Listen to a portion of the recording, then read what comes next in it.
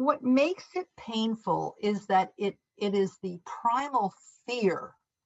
And when we have an experience that kind of triggers that fear, we know that it's a really terror that we're talking about, the primal fear of abandonment. And then also shame. And shame is something that really makes us feel if we go through a breakup, it's what makes the breakup so particularly painful because it triggers that shame of not being worthy. Rejection will definitely trigger that feeling, and the primal fear of never being able to be worthy of a long connection. It's what makes going through a divorce so painful. The shame and the primal fear. It's what going through grieving a death.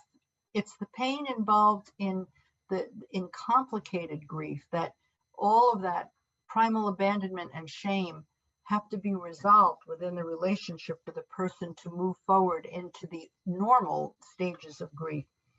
It's what makes losing a job so painful. The rejection that may be involved, the feelings of inadequacy, the shame of the feeling of failure.